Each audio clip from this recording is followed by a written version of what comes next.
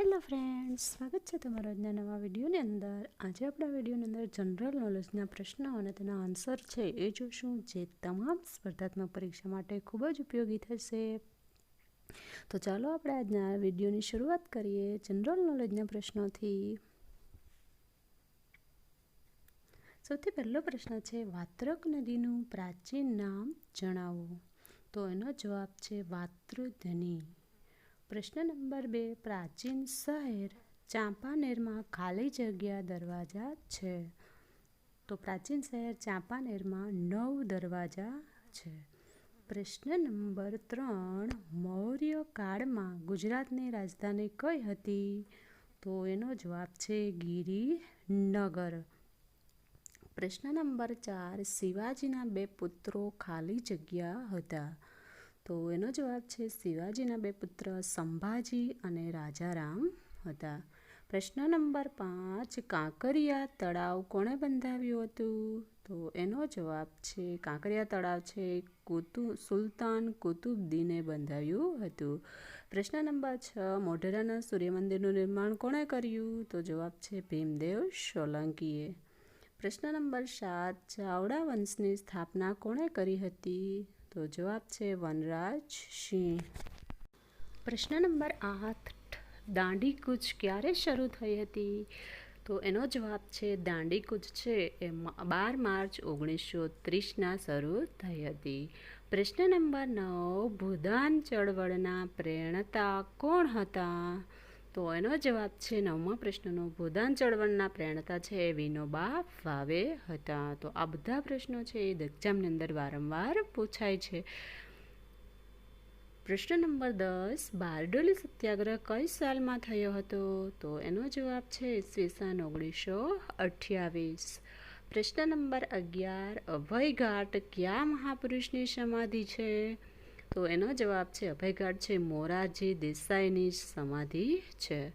પ્રશ્ન નંબર 12, ધરાસણા સત્યાગ્રહનું નેતૃત્વ કોણે કર્યું હતું? તો એનો જવાબ છે સરોજિની નાયડુ. પ્રશ્ન નંબર 13, મધ્યકાલીન ભારતમાં મોહમ્મદાબાદ તરીકે પ્રસિદ્ધ કયું સ્થળ હતું? તો એનો જવાબ છે ચાંપાનેર. પ્રશ્ન નંબર 14, પાટણની પ્રસિદ્ધ રાણી કી વાવ કોણે બંધાવી હતી? આ મોસ્ટ આઈએમપી પ્રશ્ન છે ને, કેટલી એક્ઝામની અંદર પૂછાઈ ગયેલો છે. તો એનો આન્સર છે રાણી ઉદયમતી. પ્રશ્ન નંબર 15, 3 પ્રવેશ દ્વાર વાળી વાવને શું કહેવાય છે? તો જવાબ છે જયા.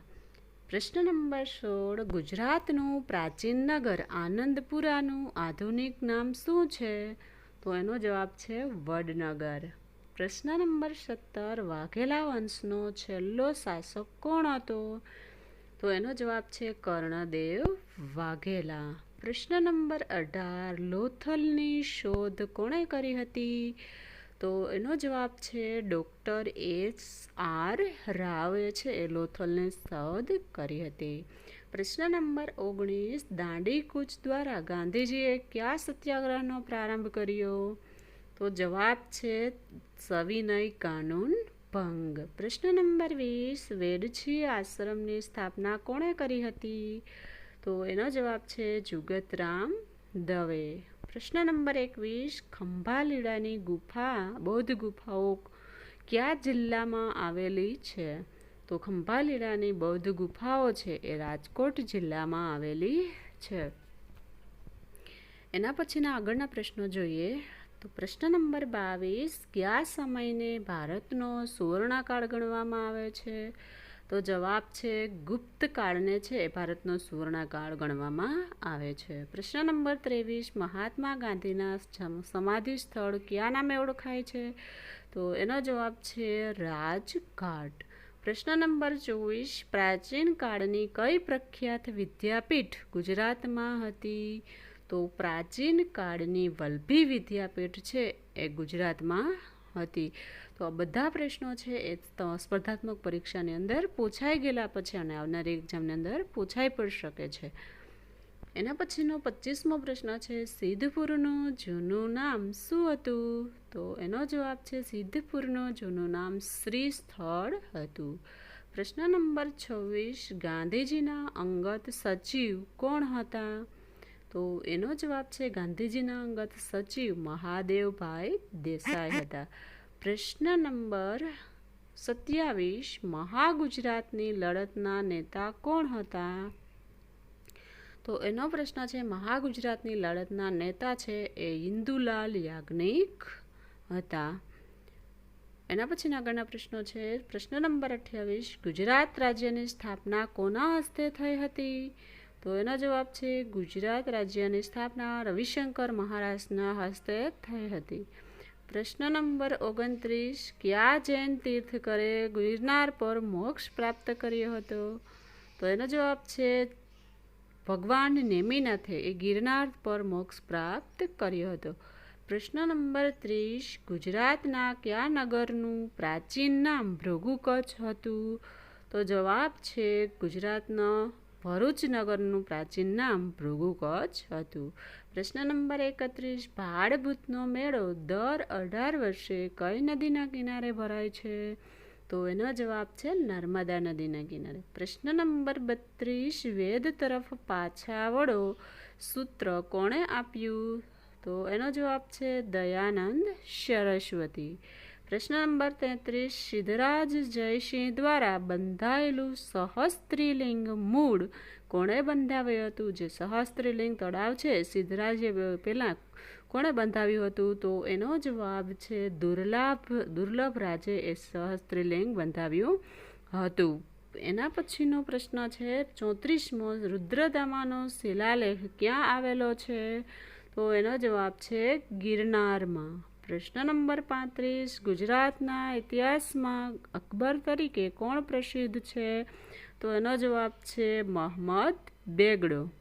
પ્રશ્ન નંબર 36, ગુજરાતમાં અશોક તરીકે કોણ પ્રસિદ્ધ છે? તો ગુજરાતમાં અશોક તરીકે પ્રસિદ્ધ છે કુમારપાળ અને ગુજરાતના ઇતિહાસમાં અકબર તરીકે પ્રસિદ્ધ છે મહમદ બેગડો. તો આ પ્રશ્ન અંદર આપણે ક્યારેક કન્ફ્યુઝ થઈ શકે છે, તો ખાસ યાદ રાખજો એ પ્રશ્નોના આન્સર. એના પછીનો પ્રશ્ન છે 37મો, અમદાવાદમાં દર્પણ એકેડેમીની સ્થાપના કોણે કરી હતી? તો એનો જવાબ છે દર્પણ એકેડેમીની સ્થાપના કુમુદિની લખિયાએ કરી હતી. પ્રશ્ન નંબર 38, અમદાવાદને દુનિયાનું બજાર કોણે કહ્યું હતું? તો એનો જવાબ છે અમદાવાદને દુનિયાનું બજાર અબુલ ફઝલે કહ્યું હતું. પ્રશ્ન નંબર 39, કોની ભલામણથી ગાંધીજીએ દાંડીની પસંદગી કરી? તો જવાબ છે એનો કલ્યાણજી મહેતાની ભલામણથી. પ્રશ્ન નંબર 40, પુનિત મહારાજે કયું માસિક પત્ર શરૂ કર્યું? તો એનો જવાબ છે પુનિત મહારાજે જન કલ્યાણ નામનું માસિક પત્ર શરૂ કર્યું હતું. તો અહીંયા આપણે 40 જેટલા મોસ્ટ IMP જનરલ નોલેજના પ્રશ્નો અને તેના જવાબ જોયા છે, જે દરેક સ્પર્ધાત્મક પરીક્ષા માટે ઉપયોગી થશે અને એક્ઝામની અંદર એ વારંવાર પૂછાય છે. જો વિડીયો પસંદ આવે તો લાઈક કરો, ચેનલ પર ન હોય તો સબસ્ક્રાઈબ કરો અને અન્ય વિદ્યાર્થી મિત્રો સુધી શેર કરો. Thank you.